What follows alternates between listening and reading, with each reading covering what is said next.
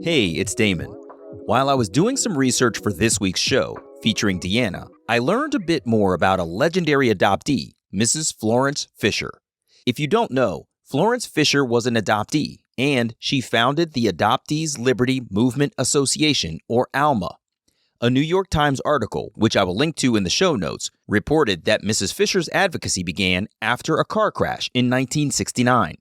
She recounted after the accident that in the moment before the impact, she thought to herself, "I'm going to die without knowing who I am." Mrs. Fisher amplified her efforts to find her birth parents, completing the task a few years after that pivotal moment in her life. In 1971, she placed an ad in several newspapers offering to connect with other adoptees to discuss adoptee-related issues. Expecting a handful of interested parties, Mrs. Fisher received hundreds of replies in an outpouring that signaled the need for adoptees to connect and launching the Adoptee Liberty Movement Association. Mrs. Fisher fought for open adoption records in many states, including her native New York state, which had closed adoption records from 1938 until they were famously reopened in the year 2020, an 85-year lockout of adoptees from their birth information. Mrs. Fisher started ALMA in 1971, which means she fought for open adoption records in her state for 49 years, basically my entire life, and only got to see a victory from her tireless advocacy 3 years before she left us. I hope you'll join me in paying respect to adoptee advocacy pioneer Mrs. Florence Fisher, who died on October 1st, 2023, at the age of 95 years old. This is the last show of Season 13 of the Who Am I Really podcast and the 224th episode.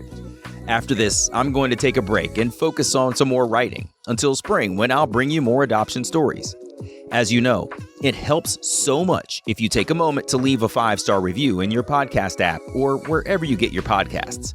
Your ratings are truly impactful in helping others to discover this podcast too. Okay, I hope you're ready to do this one more time.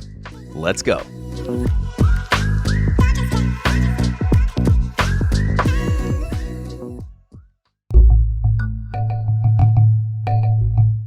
I went to her, I said, "You were totally worthy to be found. And I don't have 1 minute's regret that we reunited, and I'm so thankful for all these years. I just want to ask your forgiveness of anything I may have done to hurt you, and I just want to tell you that I forgive you for anything that you may be upset about that you think that I would need to forgive you for. And I just want you to know how much I love you."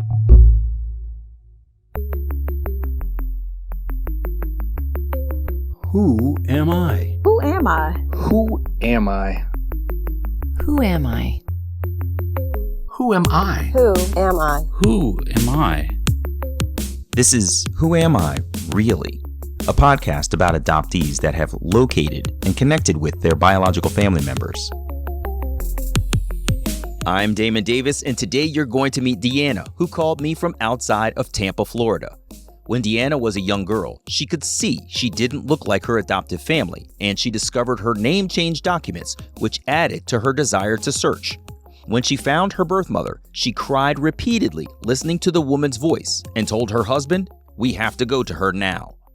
Unfortunately, her birth mother kept her vow of taking Deanna's birth father's name to the grave, but Deanna had her personal search network, her own patience and drive, and God to thank for finding Mr. Greek. This is Deanna's journey. Deanna comes from a very conservative Christian family, and she told me adoption is considered a very noble action in her family because of their religious beliefs. Uniquely, her adoptive mother is also a birth mother who placed a child for adoption during the baby scoop era. Deanna said her mother's experience as a birth mother colored her and her sister's lives in interesting ways. I asked Deanna to explain what she meant. Well, she had definite beliefs on how things should go, being a birth mother herself and being told you're starting over again, no one is to know about this, and you will never have connection with your child. And being that she made that decision, I think she also expected that we would live in the same way. Or the best way I can describe it would be that she believed that the adoptive parents should always call the shots or make the decision. because she respected the adoptive parents of her child, and so she felt the adoptive parents should make the decisions in this case too. So yeah, she definitely believed that the adults call the shots even after you're grown. So that always affected our relationship. Mm-hmm. How do you mean Yeah. that it affected your relationship? What's an example of what you're referring to? Well, let's do this. Why don't you continue? Tell me more about your childhood, and I'm sure it will come up. How about that? Yep. That's great. So in all of that, I was very grateful for my relationship with God and how the church was also an anchor for me. There was no understanding of trauma back then, especially in the circles I was raised in. That was not even a thing. Going to therapy, not even a thing. And in many cases still isn't. And I guess that was really common, but it was difficult. We didn't have access to therapy or anything like that. In the environment we were raised in, there was really no understanding of the need for it. So I grew up in Baltimore. I was raised in a very conservative, authoritarian home, very strict. We went to church a couple times a week, and our whole life centered around the church. And while many of my adoptee friends seem to not have a good experience with that at all, I feel as if not only God, but the church saved me in many ways. My adoptive parents ended up getting a divorce. Secrets and other issues made for a toxic environment that the marriage just couldn't withstand. It was only later, when I became an active part of the adoptee community, did I understand things like the baby scoop era. I had never even heard of that before I became a part of our community. And then I learned how this impacted women forever and how it affected their lives and their marriages and their relationships with their children and literally everything about their life. So it definitely impacted my life and our home. And I believe everybody's the way they are for a reason. And there's a reason I prioritize the things I do in my life now, like self-leadership, healthy leadership. It's why when I completed my higher education, my focus was unaddressed trauma. My parents were leaders. It was not addressed in their life at all. Things crumbled. And I'm a leader and I don't want to get it wrong. So I prioritized the help that I needed. So I was the oldest child in my adopted family. My parents adopted another daughter 4 years after me. So there are two of us. And my adoptive sister and I, her name is Kim, we're still very close today. And I think part of this is, and we often say it, we're all each other has. We often say we are all each other has in understanding our unique life experience in our home, being in the same household, being in the same family structure. And Kim and I have leaned on each other through the years with everything that we've gone through. I went through what I call the triple whammy. First, losing my birth family, then my adoptive family breaking apart. So I really felt like I lost my adoptive family when all of that happened. And then later on, I went through a secondary rejection in reunion. And that was absolutely crushing. Yeah. As you know, from being an adoptee and talking to thousands of adoptees, it's like almost unbearable. And it really didn't matter how accomplished I was in life or how great the family I had that I had established of my own, because this happened in my 20s, and I already had a couple children when I went through this. Mm-hmm. And the pain of that loss was so crushing. I can't even describe it. Looking back, sometimes you look back of hard things you went through and how you were just so devastated at the time. And then once you're through it, you go, well, maybe that wasn't really so bad after all. No, that was living hell. Going through that secondary rejection, I don't wish it on anyone. Yeah. I mean, it's horrible. Yeah, it really is crushing when someone decides they don't want to know you. They don't want to acknowledge you. And I want to get to that. And I'm sorry that you had to deal with that hell. But I want to go back for a while. Let's talk a little bit more about your childhood. Tell me about what life was like growing up. How did you get along with your mom? How'd you get along with your dad? Did you notice similarities or differences between you? Tell me about yourselves. Oh, yes. Huge differences. I don't look like anyone in my family. I would often, as a young adoptee, just look at my face in the mirror.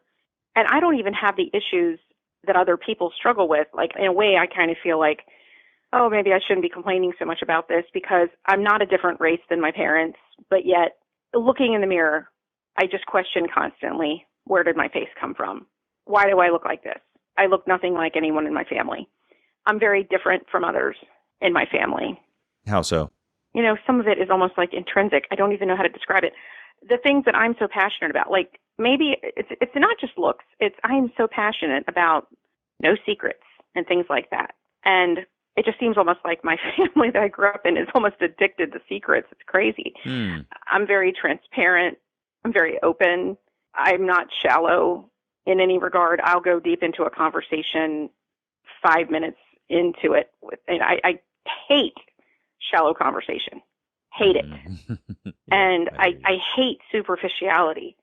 And my relationship with my parents would have been very much, we just tell you what to do and you just do it. There's not any talking back. Now, I know some of that is the generation we were raised in, but mine was kind of on steroids. We tell you what to do, you do it. There's no conversation here about it. And how did you get along with your parents then? I was the compliant one out of my sister and I definitely don't want to bash my sister at all. I love her to pieces, but I would have been the more compliant one. She was the one that would test the waters more. I was very compliant outwardly because I just knew, just like right now, I know what it takes in my job to succeed. And even though I may not like everything I have to do for my job, well, I just know what I need to do to get results. I just kind of knew growing up, you're just going to have to learn to get along. And so I may have done things behind the scenes that my family wouldn't have agreed with, but outwardly I always complied. I was the compliant adoptee and the achieving adoptee. Deanna said she loved school from the moment she discovered it. She loved education, music, and the arts, and she was a high achiever in playing piano, singing, and as a high school journalist and constantly trying to achieve. Deanna said she could play the piano pretty well before she got formally enrolled in lessons, playing the organ at church, getting paid for some of her musical performances at a young age, and eventually she played in some professional settings. Deanna joked that to this day, her friends tease her that she may have come out of the womb with a briefcase in one hand and a microphone in the other because of her achiever personality. She's always been focused on reading, writing, singing, and performing, and even though she never got any therapy or counseling growing up, Deanna did have her areas of high performance as outlets. I would kind of say that was a huge part of my way of processing things as a young person. That kept me sane. That really kept me sane. It would not have been okay for me at any point in my younger years. I hear people say, well, my adopted daughter or son has never said anything about this or that. And I'm thinking, so many of us never did. We didn't feel like we could. I just intrinsically knew it was not okay to verbalize what I was feeling. But what were you feeling? Can you articulate now, or do you remember what you were feeling back then? What were you holding back that you didn't tell people? I didn't share about the overwhelming desire to understand where I came from, who I came from, my overwhelming need. It wasn't just a desire. That was probably the wrong word that I just used. The overwhelming need to know where I came from, who I came from, to have no secrets about this, to have the answers, to understand where did this face come from, where did the things that I just intrinsically know how to do come from. I was convinced maybe it was somewhere in my roots as to how I could just listen to an album and then go to the keyboard and play what I just heard. Wow. I didn't understand where that came from because nobody in my family does that I grew up in.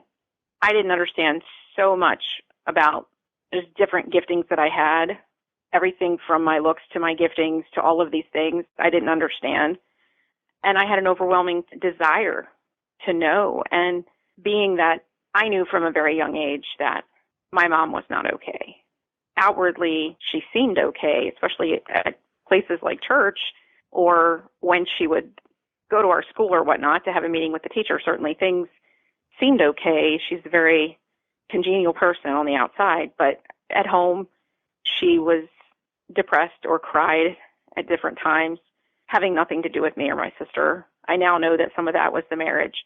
But, of course, later on when I found out that she's a baby scoop era birth mother, that just answers a whole lot of questions. And I just knew it's not okay to ask mom this or that. It's okay to say that we're adopted. We were told from the very beginning. I don't ever remember my parents telling me that I was adopted because they did it from the very beginning. That was one thing they definitely did right. They were counseled by the adoption agency with both my sister and I.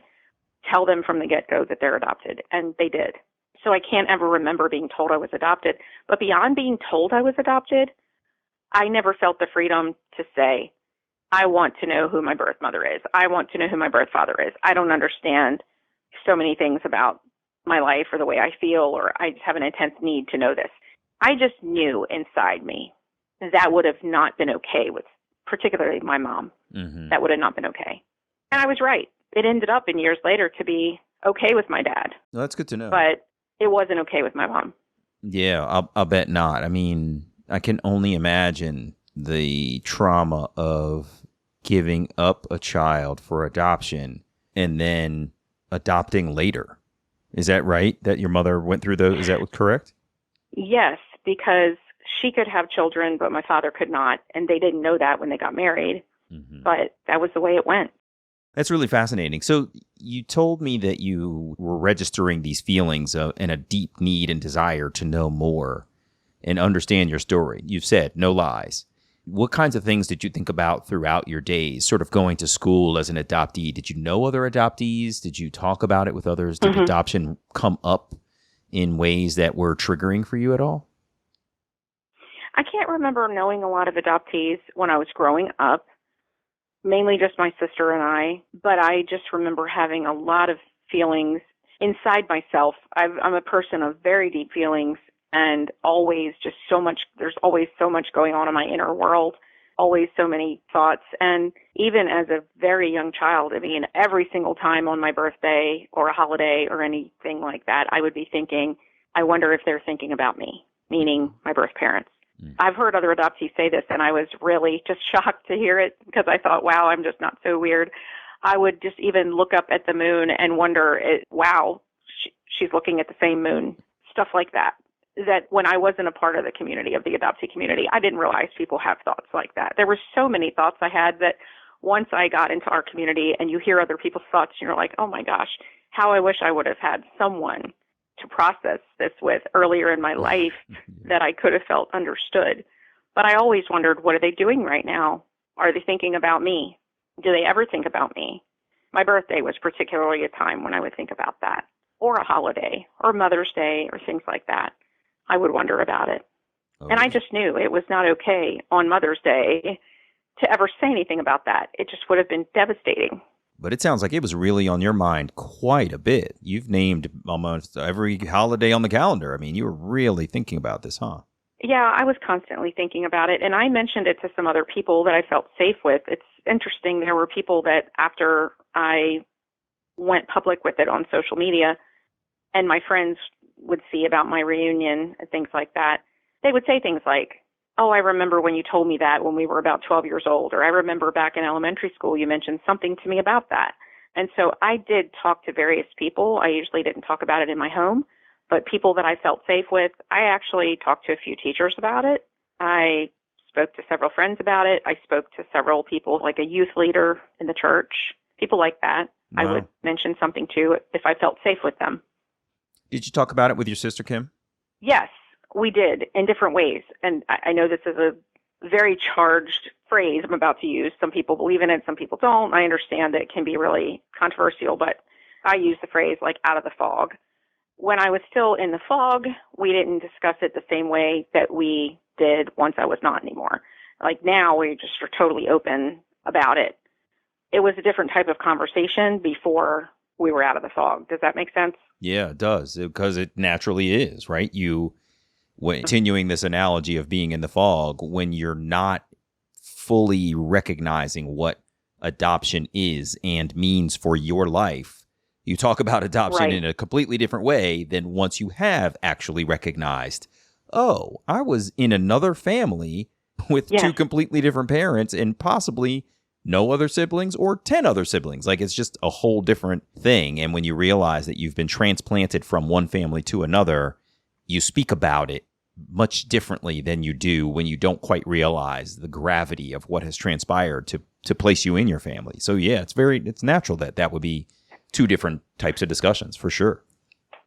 Yes, and that is like another watershed moment when you come out of the fog. I know for some people it might be really progressive. For me, it was progressive, but there was a defining moment where I just came all the way out of that fog. And it was very painful to just realize the depth of all of that truth and loss and things that I needed to grieve and heal from.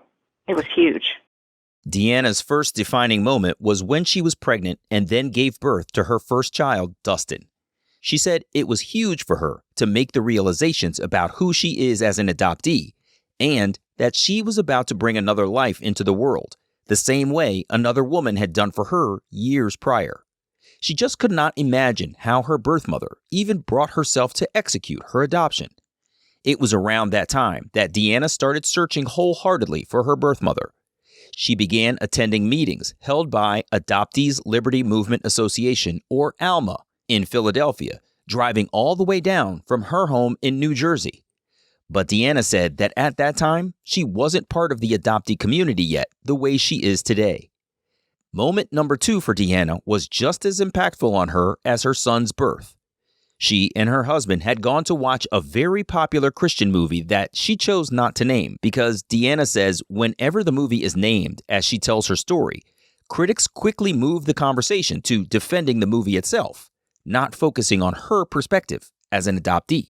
The parents, in my opinion, just were deplorable, just deplorable. They were so, like, the dad was just so controlling and was trying to prevent her from searching for her birth mother and reuniting. And it seemed to me like people in the theater just thought that this was such a noble thing.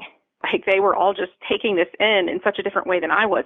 I was watching it and felt like I'm watching a horror movie.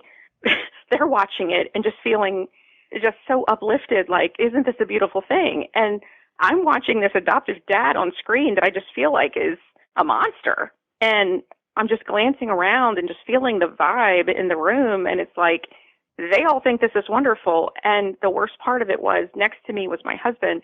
And I sensed that he felt the same way that everybody else in the theater did. Mm-hmm. And I was devastated. I was devastated. I was crying for a different reason than other people were crying.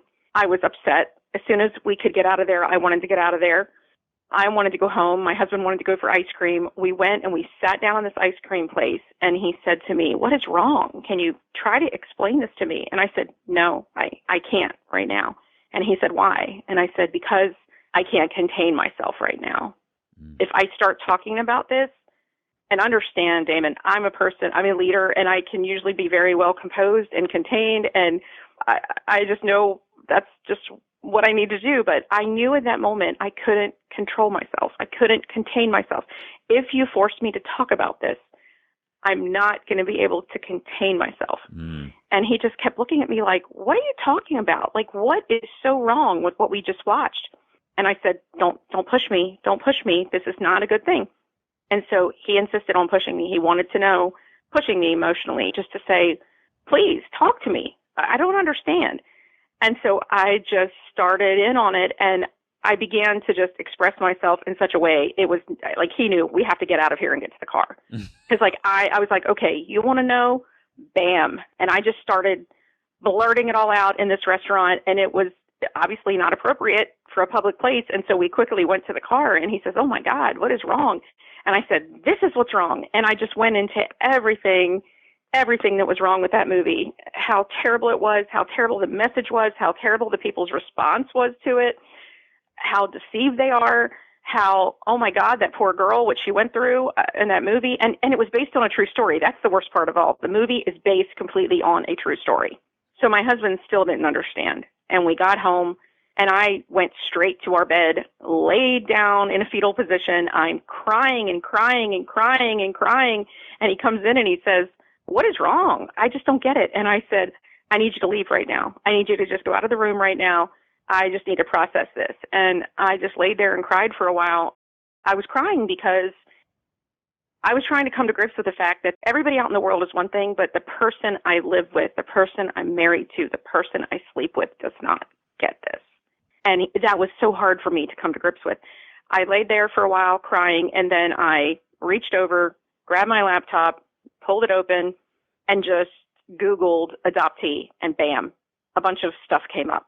A bunch of websites came up, a bunch of blogs came up, a bunch of resources came up. And that night I wrote a few emails, posted on a few things, and just said, "Help, I need help." And right then, people in our community started reaching out to me and saying, we're here to help you. Wow. And that was my night. That was my first exposure into the adoptee community.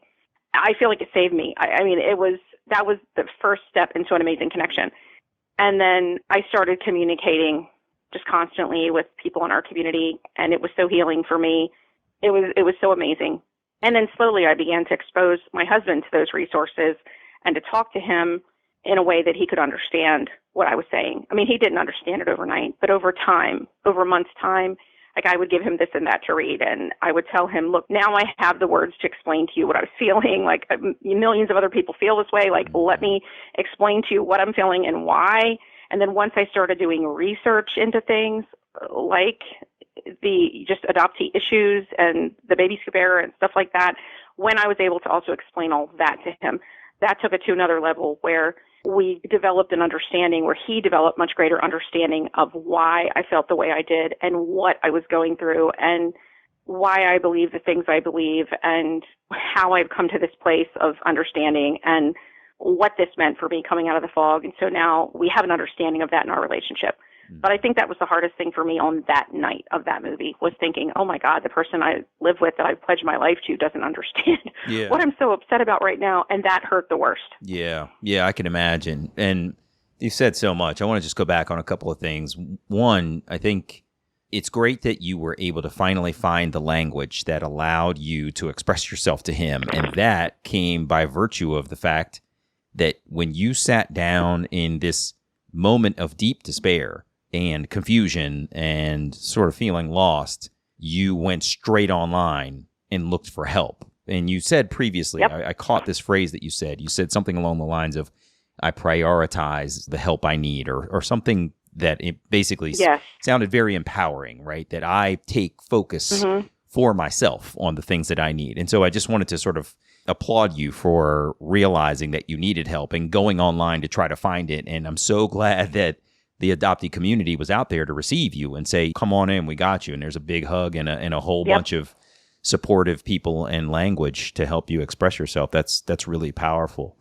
And it's also interesting to think that I was sitting there imagining being you or someone else in the audience, another adoptee who was sitting there watching that movie at the same time as you are and just cringing at how far off the mark all of the audience members were in not being supportive of that adoptee's journey on screen, and how challenging that must have been. And like you said, I know your husband has come a long way since that night, but as you said, sort of recognizing that you're married to a person who is among the audience members who are so far off the mark, and you just cannot believe that this is your life. It was just really remarkable to think how surrounded you probably felt by what could have felt like, for lack of better words, the enemy. You know what I mean?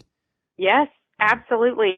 Absolutely. In this movie, the dad is trying everything he can to make sure that adopted daughter does not even find out she's adopted, and then that she doesn't go after her birth mother and try to reunite. And there's all these people, not only in the audience, but in reading things later on about it, that just feel like, well, there's certain circumstances where people shouldn't know. There's certain circumstances it's okay to lie. There's certain circumstances it's okay to keep secrets. And just all of that was just so devastating and wrong for me, especially being a Christian. I felt like, how can you people think it is okay in any regard to lie or cover this up? Like, this is completely opposite of all we believe as Christians, or all that we say we believe. Around the time Dustin was born, Deanna had read a famous quote by author Alex Haley, the renowned novelist who wrote books like Roots and Malcolm X. While the quote was originally focused on the de-identification of slaves who were brought to America and separated from their families and their homeland, the quote has resonated deeply with members of the adoptee community. The quote reads, "In all of us, there is a hunger marrow deep to know our heritage, to know who we are and where we've come from. Without this enriching knowledge, there's a hollow yearning. No matter what our attainments in life, there's still a vacuum, an emptiness, and a most quieting loneliness." That quote also resonated deeply with Deanna, too. In the Alma group, Deanna learned search techniques and even got to hear the legendary advocate for adoptee open records access, Florence Fisher. Deanna said it was mind-blowing to be in the audience as the legendary adoptee rights advocate was speaking to her Philadelphia Alma chapter. On the day Florence was speaking, there were people sharing search techniques at the back of the room. Those search assistants would call participants back one by one to share knowledge about how to search, and Deanna found their resources and approaches very valuable. There was no internet at the time, so the techniques Deanna accumulated were old-school search methods, using city directories, building family trees, and doing research at the library. Deanna shared with the Alma search supporters that she was going into a reunion program through her adoption agency. When she told the people in the back of the Alma meeting what her plans were, she said they gave her one piece of advice she found incredibly valuable. The biggest thing they warned me in that group, they said, do not tell anyone what you already know, meaning people in authority. They didn't mean like if you meet another adoptee, don't tell them what you know. But they meant if you go into that reunion program and you sit in that chair in front of them and they interview you, do not tell them what you already know. And the biggest thing they told me, I knew my birth name. I had found my birth name when I was a kid. I was playing a game with my sister. Yeah, my sister and I, to our recollection, we were playing hide and seek. And I slipped under my parents' bed to hide. And I felt this large metal thing. And it was like a fire safe box. And I got out from under the bed, pulled out this black fire safe box, opened it up, and there on the top are my name change papers from when I was adopted. Wow. And it had my old name and my new name. And I knew it was me because it said Deanna Lynn Doss, which was my new name. But then it had my birth name there, which was Melanie Lynn Alley. That was the first moment that I realized that this was my name originally. How old were you at that time? day when I found my name? Mm-hmm. I was in elementary school. I don't remember the exact age. I was small enough to slip under my parents' bed. So I think I was still elementary school or a little bit younger. I read since before, I think it was even before kindergarten. So, I mean, I knew how to read for a super long time, but I opened those legal papers and immediately saw this was my name. And so that moment, I just knew that was, and that even fueled the fire more to know, oh, who was Melanie Lynn Alley? Who is Melanie Lynn Alley? Who is that? Like who are the Alleys? Who is that family? That's why I asked. And how from that old point you were, on, because you said that you had such a passion to understand more but you hadn't revealed that you had seen your birth name previously, and I can see how that bit of information would have absolutely driven you even deeper into your search. So they said, don't tell people what you already know.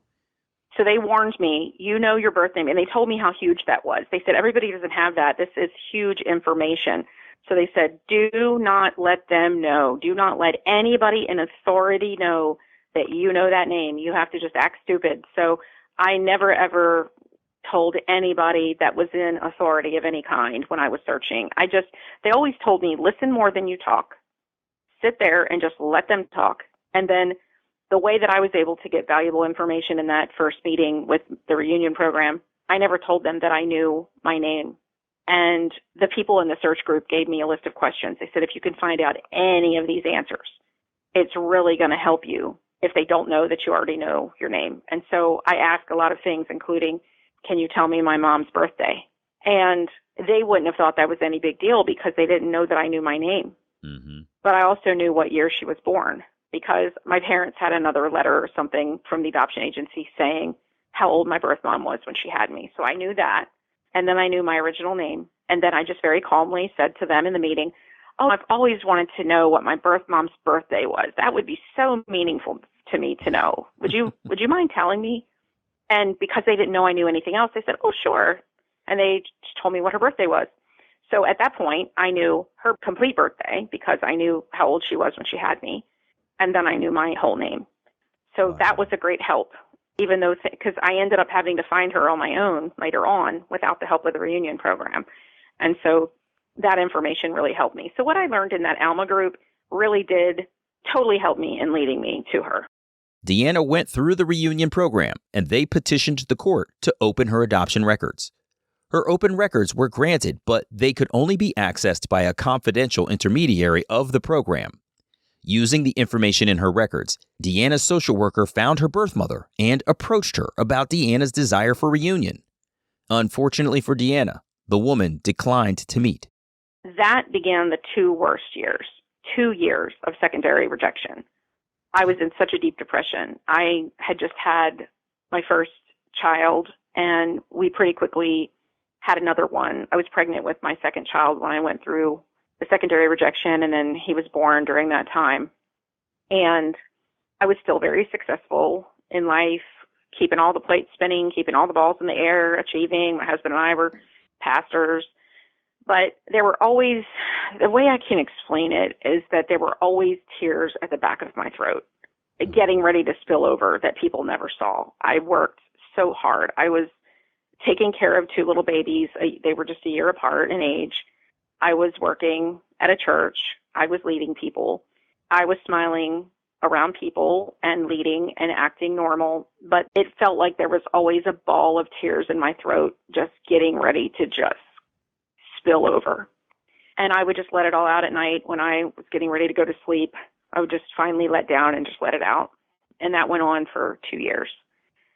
And then I was at lunch one day with another pastor at our church, Pastor Norma, and she was just a wonderful lady and an older lady, closer to like retirement age. And we were both on staff there at this church at the time. And she said something to me that was a total shock. She said to me, "Have you prayed about what to do about this situation with your birth mother?" And I'm like, "What situation? There's nothing to pray about." And keep in mind, nobody in my church knew this was going on. I mean, Norma knew because we were good friends, and she was kind of like a spiritual mom to me, just an older lady who kind of just led me along as not just a woman, but as a pastor. And she knew I was hurting. And she said, "What are you going to do about this situation?" I said, "There's nothing to do about it. There's nothing to pray about." Like, she said no. She doesn't want to know me. She doesn't want to reunite. And Norma said, "I think you need to pray about it." And I just thought that was the craziest thing I had ever heard. And as we're sitting there in Bob Evans eating lunch, she says to me, "We're going back to the church after we finish this lunch, and we're going into the sanctuary, and we're going to pray." And I thought, this is crazy. Well, we did. We went back to the sanctuary, and both of us were on either side at the altar at the front, and we just were praying. It was like on our own. And then we stood up after a while, and she says to me, "Did you sense anything? Did you hear anything from God?" And actually, I did. I said, I did. I sensed him say, "She didn't tell you no. She told somebody else no. If she tells you no, then you have to accept it. But unless and until she tells you straight, you have not been told no." And I really did sense God telling me, "She didn't tell you no. She didn't tell you no directly, and I haven't told you no. So go for it." So that day, I started what I call my second search, because my first search was when I was searching at Alma, and then I went to the reunion program. So that day, I started my second search. And utilizing everything I learned from that support group in Philly, as well as Joseph J. Culligan's book, it's called "You Too Can Find Anyone." I found her pretty quickly. I found her in 1993. And how old? I found her pretty quickly. So I found her when I was 27. So you were about 24 when you made the first sort of quote unquote contact. Gotcha. And so you find her, and what do you do? Oh gosh. Well, honestly, I really was committed that if she looked me in the face and said no, that was it. It was no. And I knew it was going to be devastating. But I wanted to see her face to face.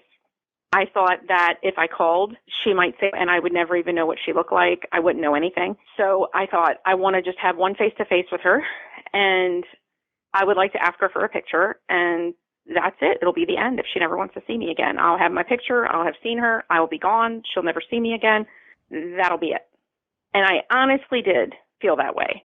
Deanna went through a long process of locating her birth mother using all of the search techniques that the team at Alma had offered her.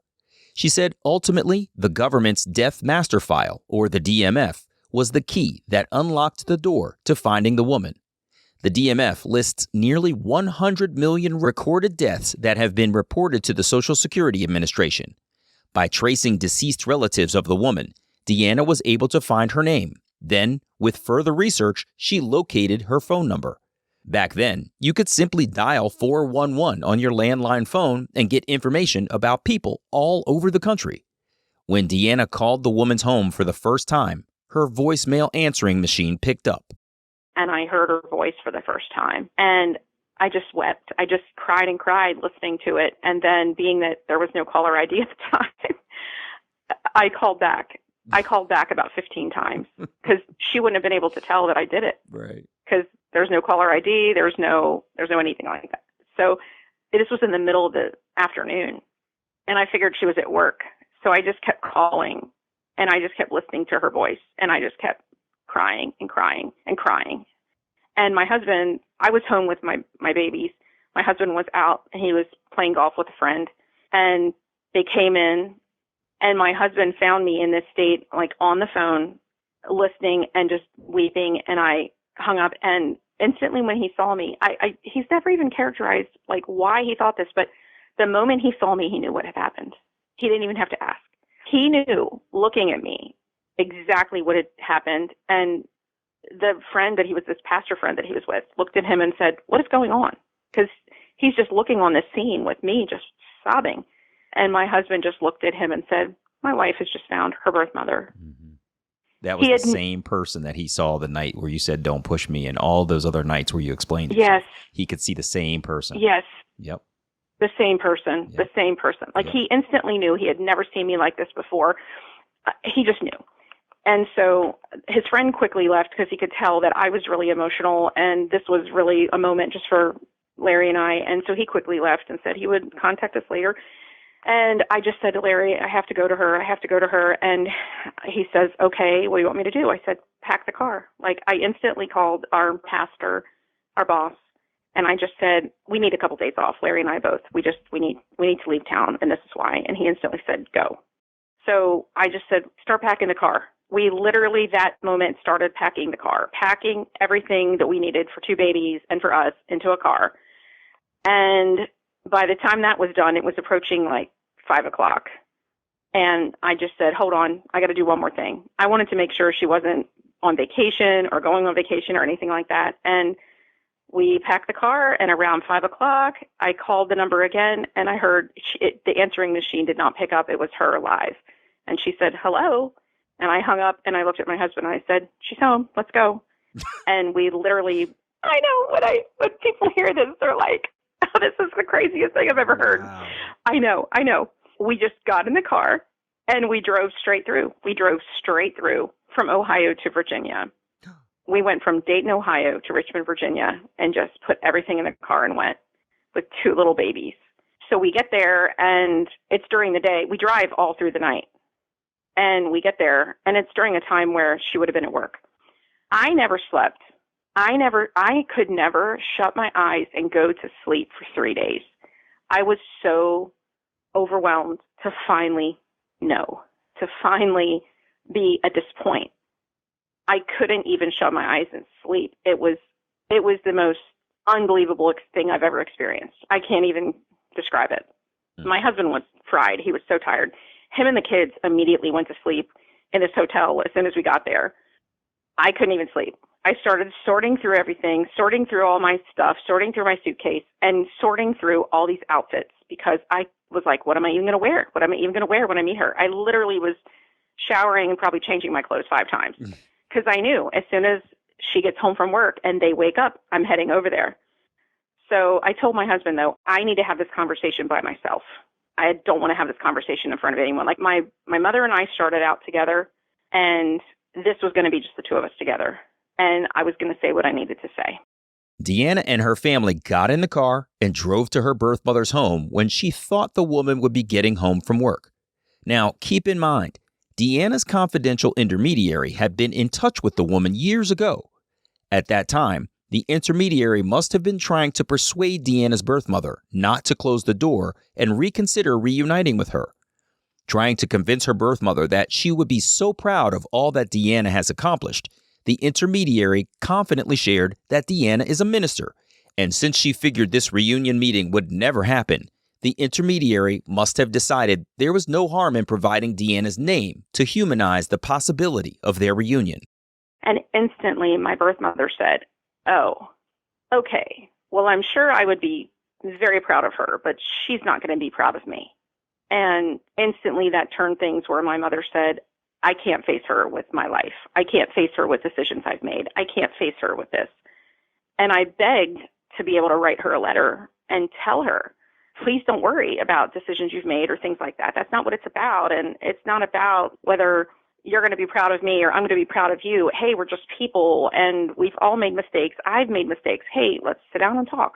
But I wasn't allowed to do that. There were no letters allowed. There was no communication allowed. And then at the end, she told her, your daughter's new name is Deanna. So she knew my name, but my first name. Mm-hmm. So I knew that. So we drove over there. My husband and the kids stayed in the car, and I got out of the car. I walked up to the door. I knocked on the door, and she opened it up, and I asked if she was, I said her name, my birth mother's name, and I said, are you this person? And she said, yes. And I said, please don't be afraid, but my name is Deanna, and I think you know who I am.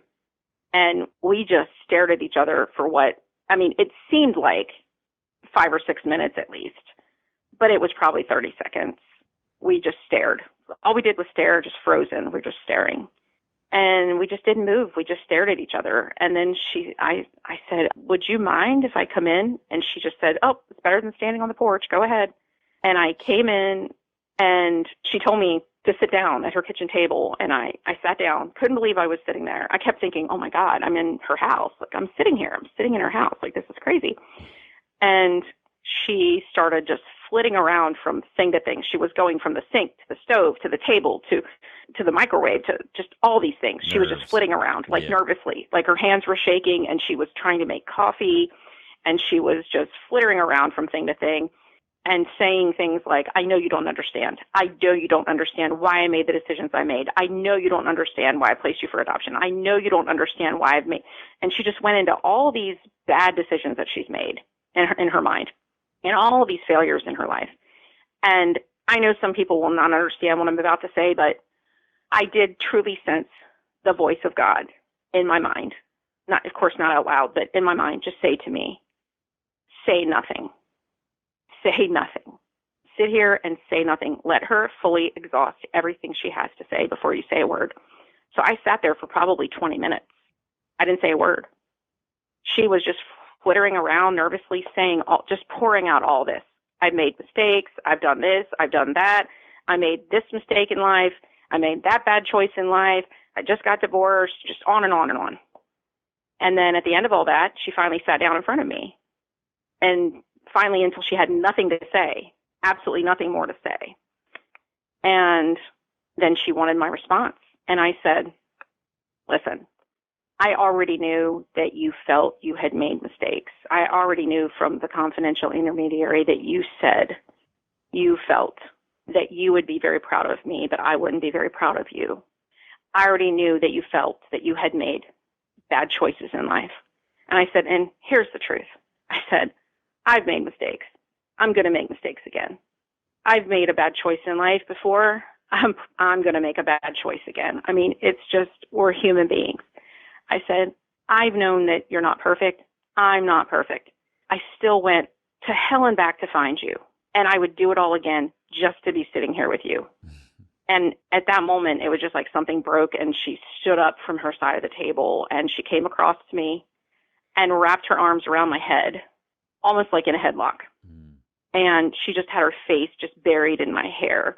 And she was sobbing loudly from like the pit of her stomach. She was sobbing like that kind of sobbing. And she just kept saying things like, you're beautiful. You're beautiful. I don't know what I did to deserve this second chance. I don't know what I did to deserve this, but thank you. Thank you. Thank you. And she just kept saying that over and over again. Yeah, that's amazing. It seemed to last forever, that moment. She had her hands wrapped around my head so tightly and just didn't want to let go. How and did then, that feel?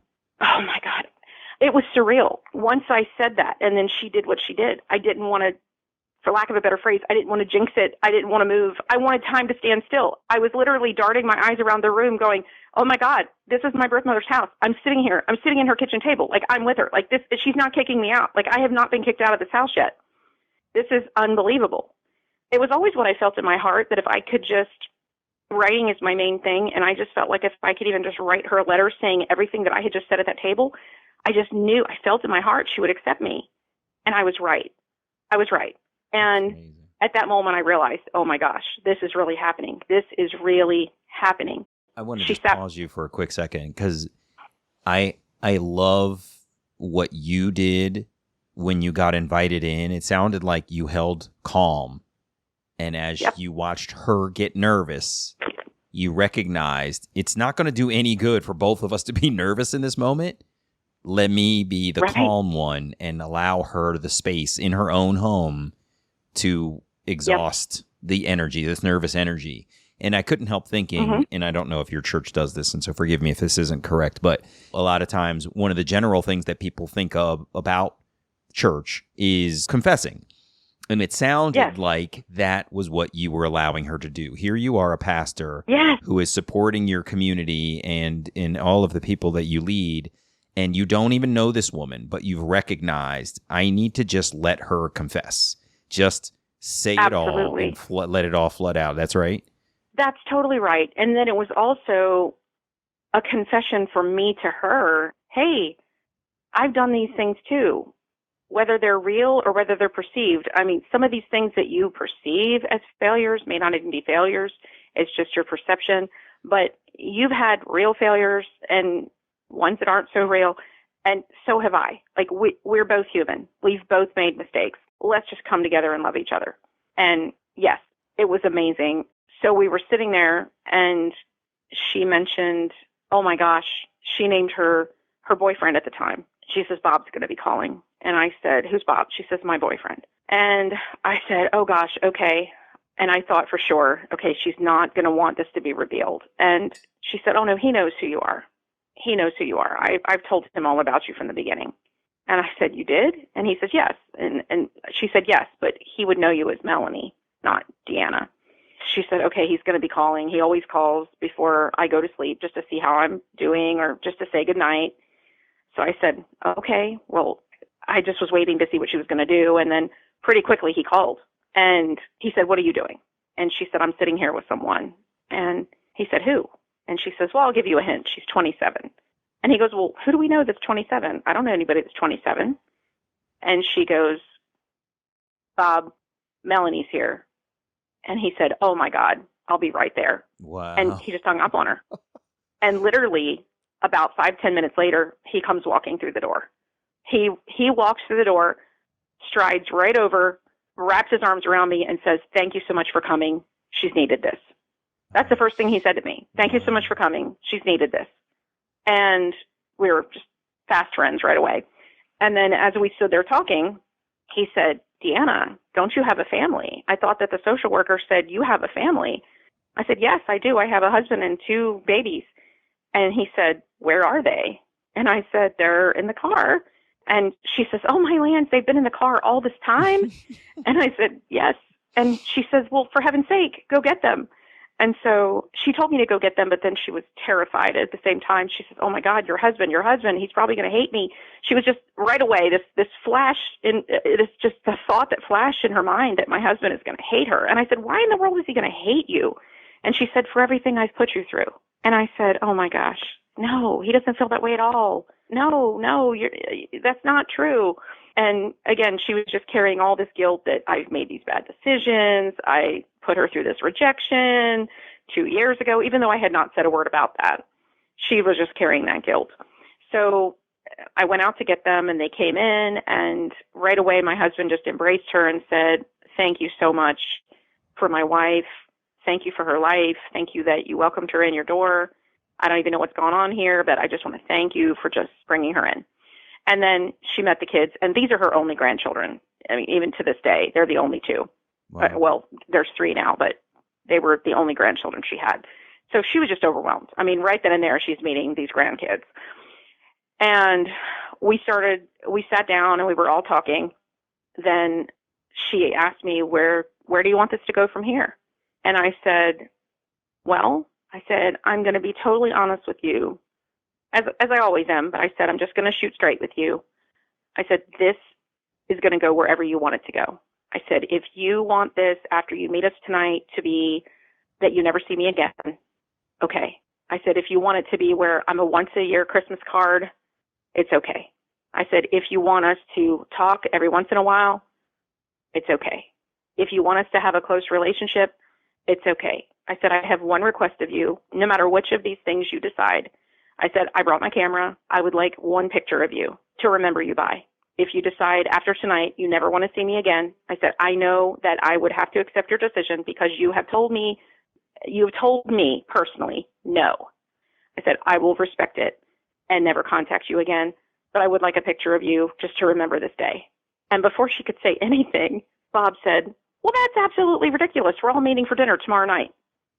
And I said, no. I said, that's so sweet of you, Bob. I said, it's so nice of you. I said, but this needs to be her decision. I said, this really needs to be her decision, and I will abide by it. And very quietly and just very emotionally, she says, no, that's fine. I want to meet for dinner tomorrow night.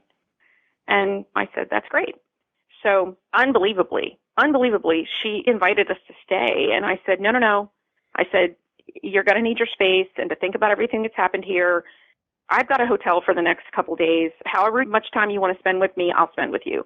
I said, but we have our own space in case anything becomes overwhelming for you. I just want you to have your own space. So she reluctantly agreed with that, but I didn't realize why she was asking this until we went out to the car. She and Bob walked us out to the car, and we got the babies in their car seats, and my husband got into the driver's seat, and I was standing over by the passenger seat, and she came over, and she asked me one more time, won't you just come back in the house? And I said, no, really, I don't want to impose. I said, we've planned our own space so that I'm not overwhelming you. And she clung to me and sobbed, and she said she didn't want me to leave. And I said, I promise you, I'm coming back here tomorrow. And she said, I know, but the last time this happened, I didn't see you again for 27 years.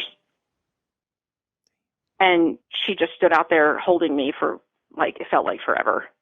She just didn't want to let go. I said, I promise you. I mean, at this point, she was afraid of rejection. She was afraid that I wasn't going to come back. And I said, listen, this is overwhelming. I have 2 little babies. You're not prepared for this. I said, I swear to you, I'm coming back tomorrow. Okay, if you promise, I understand. Okay. So we went to the hotel. We had made plans to meet her and Bob for dinner at 5:00. And the next morning, it was probably 9:00.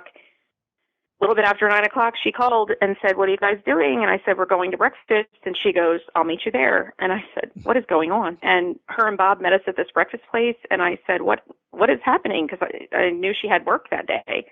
She said, I went into work today and I told my coworkers, there's something you don't know about me.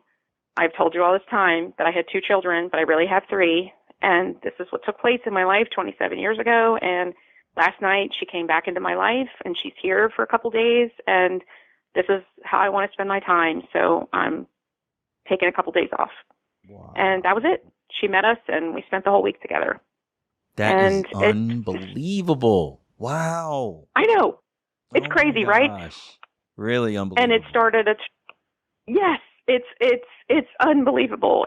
I still am just amazed every time and there's so much more to it. I mean, it was honestly magical. Mm-hmm. It was like I had always imagined it being. We had 20 amazing years together. That's before incredible. She died. You know what? I heard in your recount of her nervously running around in the words that you conveyed of what she said, it sounded like she was both confessing but had been beating herself up for years. That was what came through, was that she had absolutely been torturing herself as to what she had done, such that when you showed up, it just came out in this unbelievable flood of confession and sort of self-torture. And that must have been so hard for her to live like that for years, but then to have you show up at her door and just wash it all away. I mean, just not that it was washed away in an instant, but sit at her table and confirm for her, we are going to be okay if that is what you choose. That's unbelievable. Really, really incredible. Wow. Yeah, it was incredible. It was magical. When Deanna met her birth mother, the woman cried as she hugged her daughter Melanie, now Deanna, for the first time in 27 years. As Deanna sat at the kitchen table with her mother crying and holding her head tightly, her birth mother said, "Oh my God, you look just like your father." And at the time I had very long, curly, dark hair. And she says, "Oh my God, same hair. You just have the same looks as your father." And then in the same sentence, she said, "Oh, I always called him my Greek god." After Deanna's birth mother's boyfriend, Bob, entered the emotional scene, they all moved from the kitchen to the living room to continue their conversation. Coming back to her birth mother's comments, Deanna asked about her birth father. She said it was like her birth mother immediately put up a wall about the man. The woman did not want to talk about it. She did not want to discuss who he was and shared that he did not support her at all when she revealed she was pregnant by him. Deanna said that same story was what her non-identifying information from the adoption agency also reported. Pretty much it devastated her in every way that a person could be devastated. She was shamed. She was kicked out of her home. She, for all intents and purposes, she became homeless. I mean, she had nowhere to go. She didn't have a job. Her family kicked her out. She wasn't supported by her family. She wasn't supported by him. She was left alone in this. After a while of floundering around in the community with nowhere to go, she went a couple hours away to Norfolk to a maternity home to have me in secret. And then once I was born, we were both transported back. We were kept separate, but we were both transported back to Richmond. I was in foster care for a while, and she visited me before she signed the papers and made the final decision because her family just did not support her. They said, if you bring that child home, you don't have a home, you have nothing. And she wrestled with it for a while as I was in foster care, but then she finally signed the papers and that was it. And she didn't have any help. So a lot of it was that she was abandoned by him and she had no help and she just could not stand even the thought of him. So she said, he didn't support me. He refused to even acknowledge that you exist. No, I'm not talking about who he is. So that night I didn't push her at all. Of course, I was just so elated to even be sitting there with my birth mother and that she wanted a relationship with me. So for their 20 years in reunion, Deanna tiptoed around the subject of her birth father. Her main goal was to keep a positive relationship with her birth mother and stay in her good graces. She just wanted to be a good adoptee and preserve her birth mother's reunion acceptance. Just like her birth mother had so emotionally divulged, Deanna also did not want to be separated again. She never pushed, but she always wanted to know more about the mystery Greek god. As Deanna danced around the question over the years, her birth mother assigned different age gaps to their relationship, possibly in an attempt to throw off her investigation. So Deanna deduced that he must be about 10 years older than her birth mother. 20 years into their relationship, Deanna asked her birth mother when she was finally going to tell her who her birth father was. She reminded her birth mother that time was running out. The man had to be at least 80 years old at the time of their conversation, and she reminded her birth mother there could be no harm in revealing his identity at that point. Deanna begged her birth mother to reveal who her birth father was. And she said, what don't you get about this? I'm never going to tell you. I said, never? She said, no. She said, I'm going to go to the grave with his name. And it was almost like a prophetic word. It was crazy because just weeks later, after she said that, weeks later, she was running up and down the stairs at home. She was perfectly fine. Supposedly, she had just eaten some corn chips, and she got this terrible pain in her side. And she told Bob, I need to go to the ER. And they went, and they told her they thought she had pulled a muscle, and they gave her some cream. But a couple hours later, she told him to take her back, that it's not a pulled muscle. And they went back. She thought maybe she ate something. Maybe it was these corn chips. What is this? And they did some x-rays, and she had a huge mass. And they told her right then and there, you have cancer. And within a couple months, she was dead. And she took the name to the grave. We had many arguments in those months before I knew that she had told me that she was never going to tell me and that she was taking his name to the grave. And I said, well, I just wanted to ask you one more time. I wanted to be respectful before I took other steps. And she says, what are you talking about? There are no other steps. I'm the only one with this information. There's no other steps to take. And I said, well, actually there is. She said, well, what? And I said, I'm going to do DNA testing. And oh my God, she exploded. She totally lost it. And it was a very tense couple weeks. And then right then was when I found out that it was just weeks later that she was diagnosed with cancer. Mm-hmm.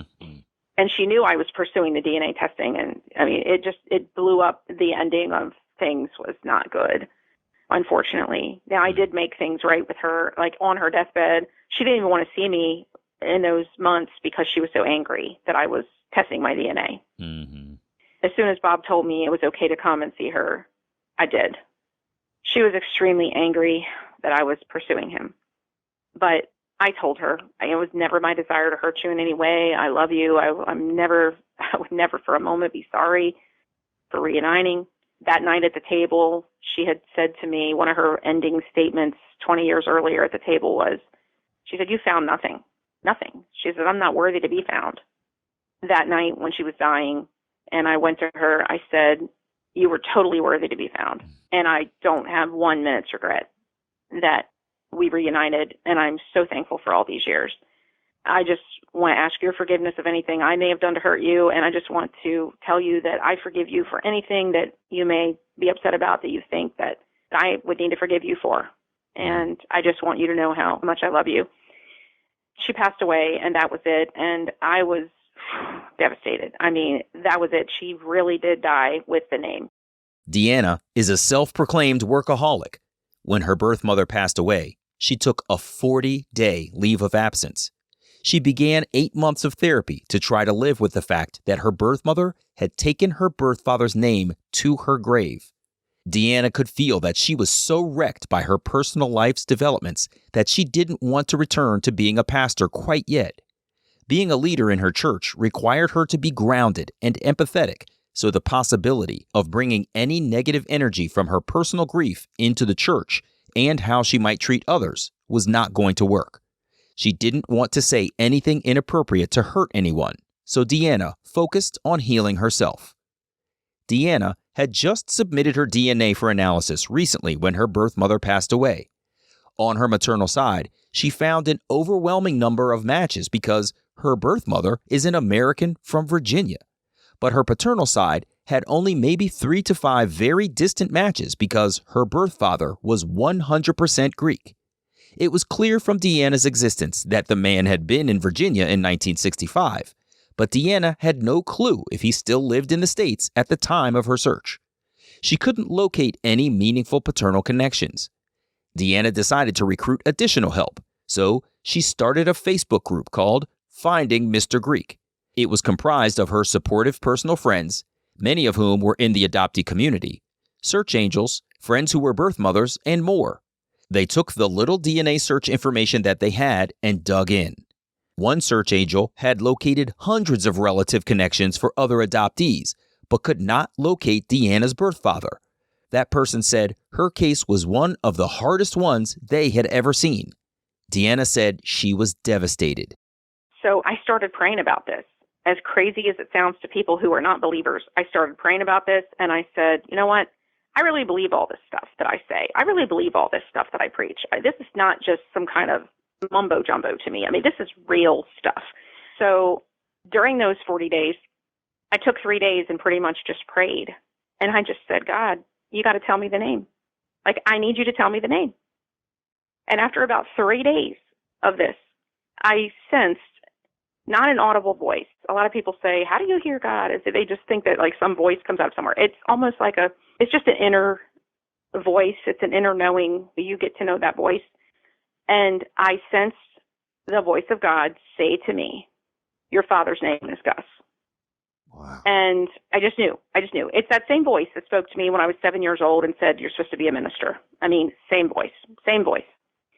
And so I instantly told people. I knew that some people would think I was crazy. Among that group of people that was helping me search were several people that are even like total unbelievers, like atheists. Like my best friend in the adoptee community is an atheist. And we are extremely close. We tell each other everything. And I just said, Laura, I got to tell you something. She said, what? I said, God told me my father's name. She says, what is it? I said, it's Gus. She goes, how did that happen? Well, I start talking to her about prayer and all of this. And she said, I don't believe in this. She goes, I believe you. I believe what you're saying. I believe what you're saying is true, that's what you believe and that's what you perceive. We probably believe it's two different things that are happening, but nevertheless, you're my best friend and I believe you. Deanna told searchers in the Finding Mr. Greek Facebook group that she understood if they thought what she was going to tell them was nuts, but she wanted them to search for a man named Gus. Keep in mind, these are busy people with jobs and families who did not deserve to go down some stray rabbit hole. But every one of Deanna's friends committed to helping her. One friend who is an unbeliever said to me, I don't believe in God. I don't believe God speaks to people, and I don't believe in God, but I do believe in you. You're my friend, so I'm going to help you. I'm going to do this.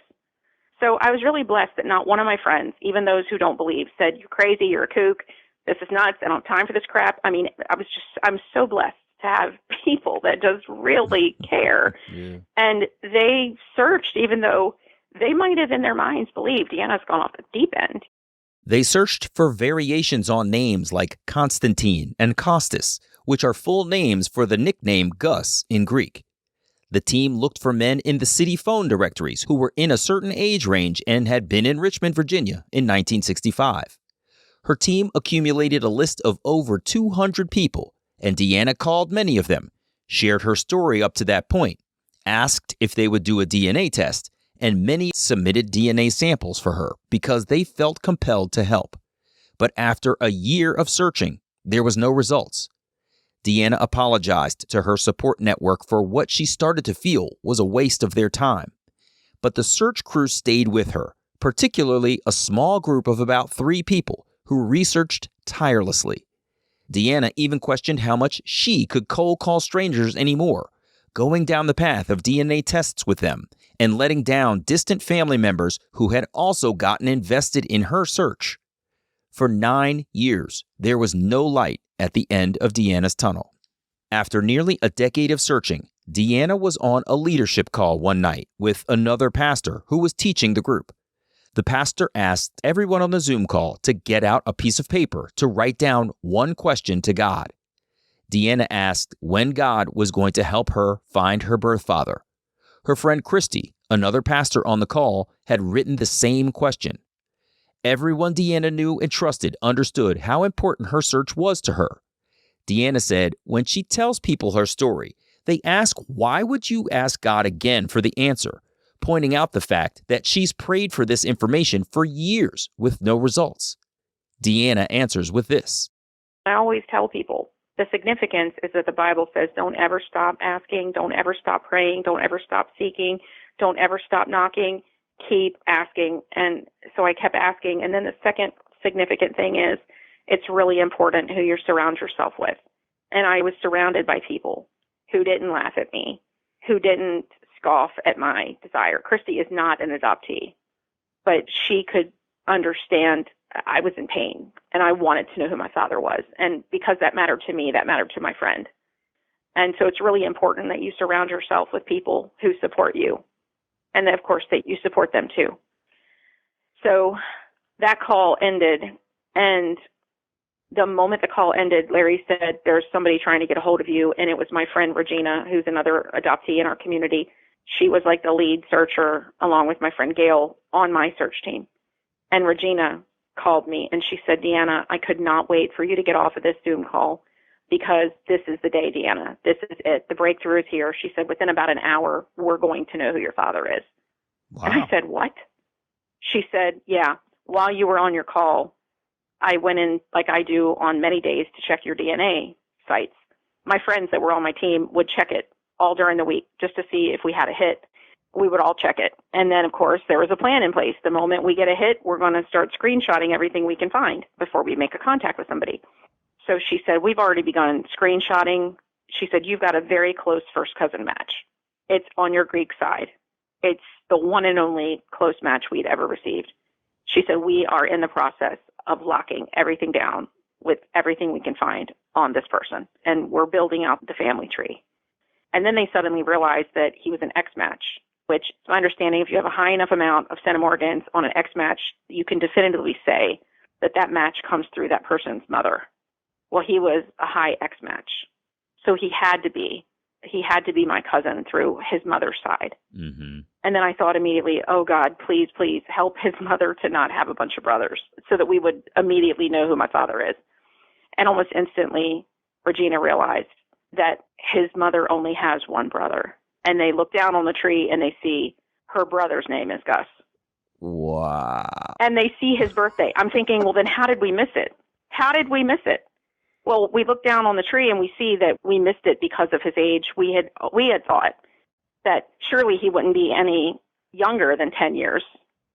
And surely he wouldn't be any older than 10 years different than my mother. But my mother was 20 when she had me, and Gus was 36. So they were 16 years apart. Confirmed, this is my father. Wow. And within 24 hours, I was FaceTiming with my father. I was stunned to learn that my father was 91. He was still alive. He had never married. He had never had any children. I was his only child in the world. And he was all alone. He was living in a nursing home in Richmond, Virginia.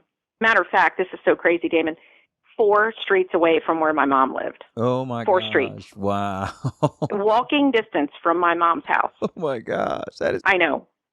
He was living in a nursing home because several months earlier he had fallen and he didn't show up for a doctor's appointment. His doctor was concerned and did a wellness check. And he was found in very bad condition. He was taken by ambulance to the hospital. And after several months, he got strong enough and he was taken to a nursing home.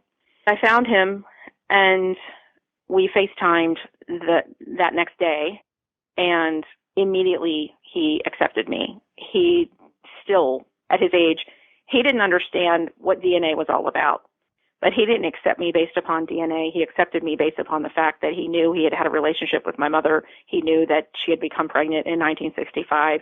He knew I was the child that came out of that relationship. And so I didn't know anything about him at the time. I didn't know anything beyond he was a Greek man with black wavy hair. I knew nothing. I didn't know that he was a very strong, proud Greek man who was pretty unemotional. I didn't know that. But when I talked to him the first time on FaceTime, he got pretty emotional. And I said to him, Gus, I knew all this time that I was coming for you. I was chasing after you as hard as I could for all these years. I was turning over every rock in the world to try to find you. I said, but you didn't know I was coming. You're in shock. I said, it's very evident that you're overwhelmed. I said, do you need a minute? I can call you back. And the next thing he said was, how soon can you get here?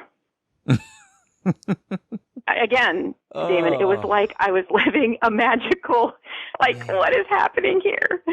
It was unbelievable. Unreal. And so I went and, oh my gosh, it was so amazing to be together. From second one, he accepted me. From second one, there was never a moment that he didn't accept me.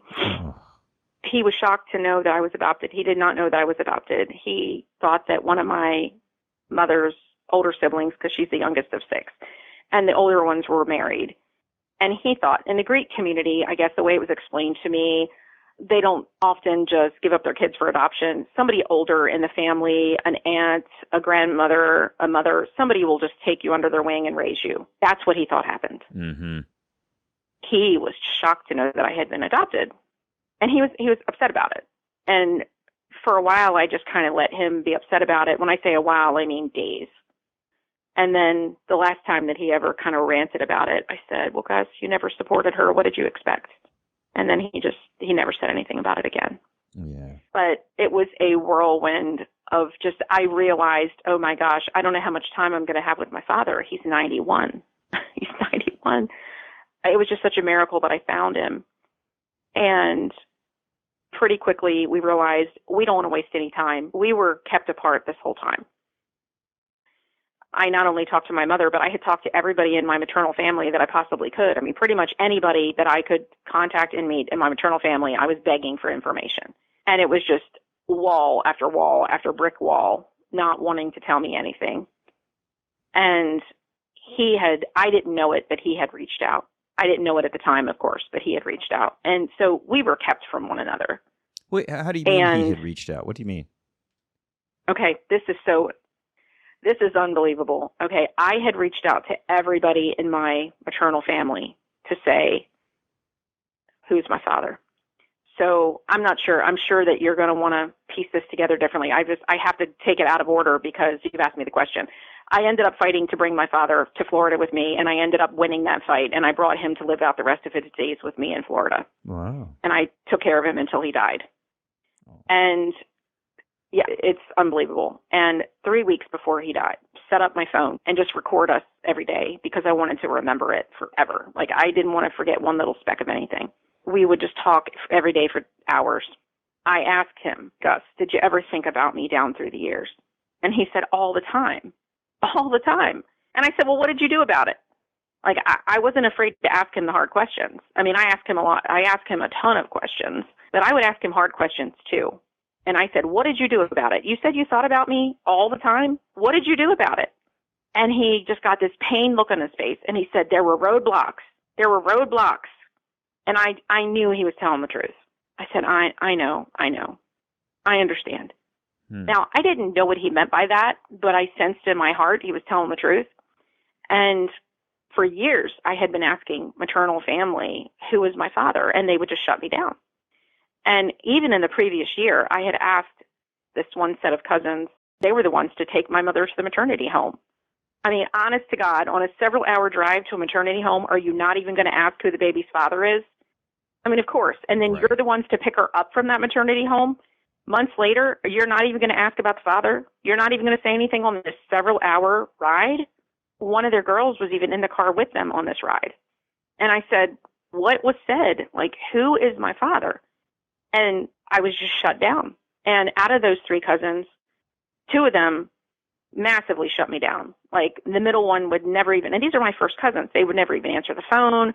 They wouldn't respond. And then the oldest one said, we don't know anything and don't ever contact us again. And then pretty much blocked me on social media. And I'm thinking to myself, why do you need to block me if there's nothing there? If you don't know who my father is, if you have no clue who my father is, why do you need to get so upset about it? Why do you need to block me? Like, if you have no clue, obviously I knew. You have a clue or you wouldn't be so sensitive. So anyway, I asked Gus if he thought about me, and he said yes, but there were roadblocks. So then just days later, he passed away. And Larry and I needed to find some papers. And I mean, my father saved everything. And my husband found this box of papers from the 1960s. And there's this important file of papers on top. And this was just in the first week of January this year. And my husband opened this file up, and right there on the top in my father's unmistakable handwriting is this document. And it's that those girls' mom, the aunt, and her phone number and where he was reaching out to ask, wow, where is my child? He had documented pieces of his search Yes. for you. Wow. Yes.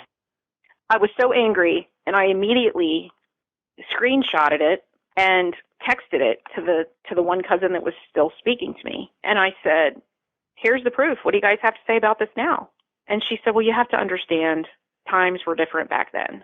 And I said, yeah, I do understand times were different back then, but this is 2023 and you guys are still lying. That was then. This is now. Yeah. And I was really, really, really angry that day. I was simultaneously that night when I was holding that paper in my hand, I'm walking around my house. I'm angry as all get out at the lies, at the cover up, at the secrets.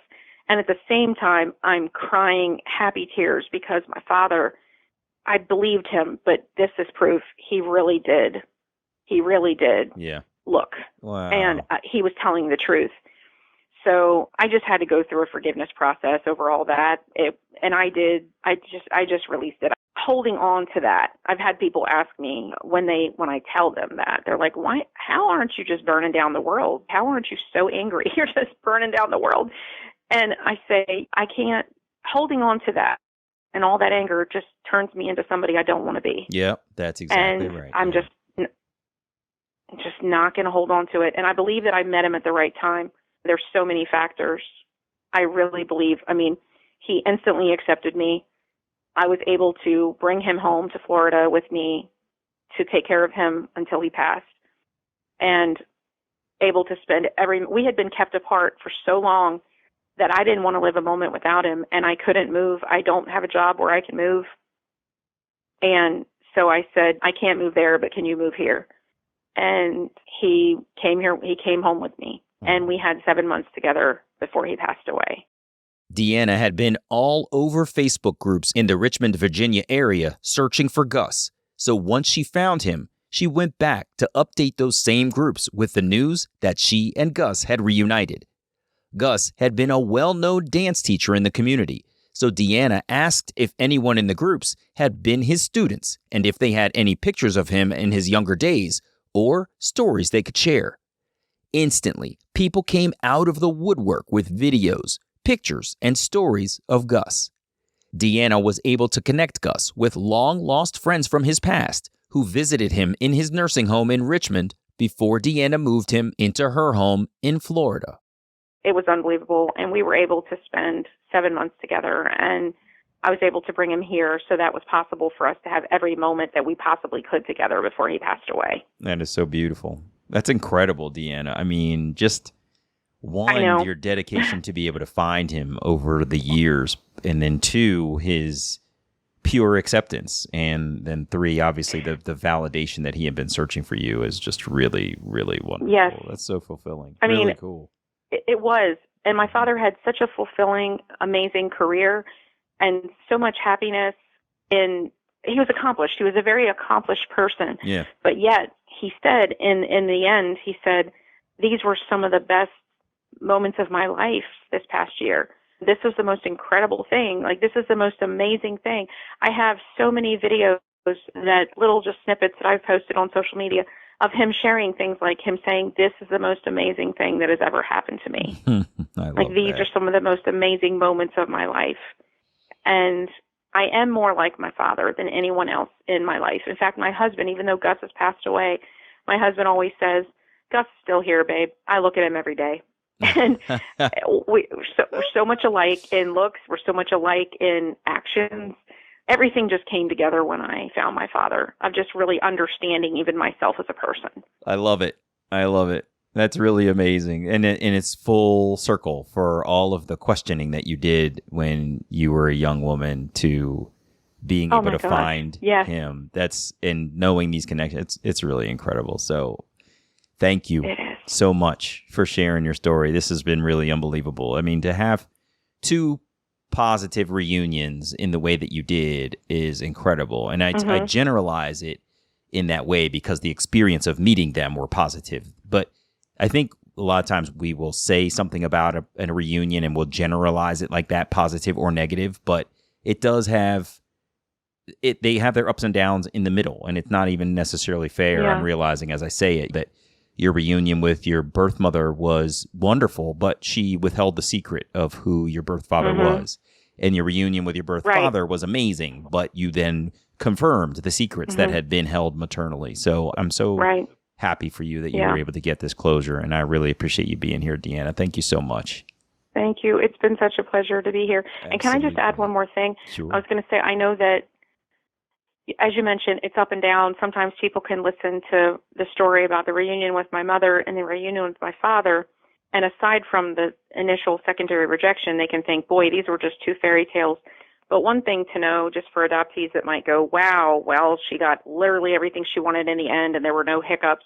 Like, going after my father and refusing to just accept what was, it did cost me relationships, where there were people in my maternal family who basically said, if you search for your father, we're done.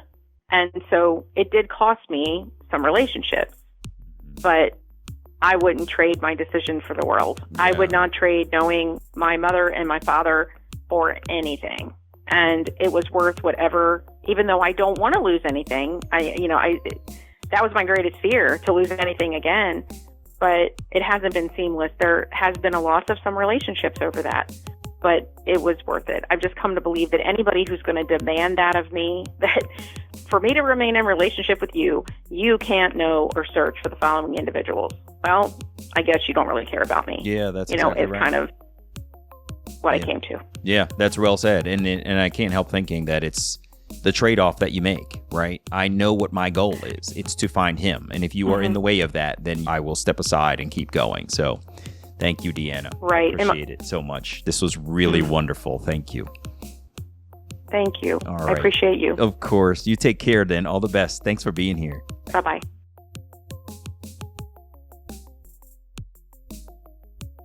Hey, it's me. Deanna's young life was colored by her adoptive mother's unsettled grief as a birth mother and an adoptive mother. Deanna admitted that she had always wanted to search, that she had been triggered deeply by the popular Christian movie that sent her reeling over the public's opinion of an adoptee's right to search, and that her faith had been a guiding force in her long, arduous search. It was sad to hear all of the grief Deanna's birth mother brought on herself for her decisions that she had made in her life. But Deanna recognized that she needed to let the woman get it all out so they could begin their 20-year relationship. I wished that her birth mother had not been so committed to concealing Deanna's birth father's identity. But how awesome was it to hear that God had spoken to Deanna again with Gus's name, that even her non-believer friends stood by her search, and that Deanna found Gus and brought him to her home so they could spend his final days together. Deanna's search is filled with so many adoptee themes of feeling different in the adoptive home, being guided by adoptee advocates who had treaded the path she was on, the trials of a long, arduous search, validation of deciding to be face-to-face with her birth mother, vindication of believing her birth father had searched for her, and of course, her faith in God to give her the answers she needed. Deanna's is another unbelievable adoption journey. I'm Damon Davis, and I hope you found something in Deanna's journey that inspired you, validates your feelings about wanting to search, or motivates you to have the strength along your journey to learn, who am I, really? If you would like to share the story of your adoption in your attempt to connect with your biological family, please visit whoamireally.podcast.com/share. You can follow me on Instagram at Damon L. Davis and follow the podcast at WAI Really. Now, I'm off to take a much-needed break. I'll be doing a lot of writing in the off-season, but I'll look forward to sharing more adoptee stories with you in 2024. Until then, take care, stay safe, and be well. I just wanted you to know I love your show. I've listened to all of them. I just love your show. So thank you for all that you do for all of us. Oh my gosh, you're so welcome. This is the project that I've always wanted to do, and I'm so glad that it's meaningful to people, and I really appreciate you saying that. Oh, it's so helpful.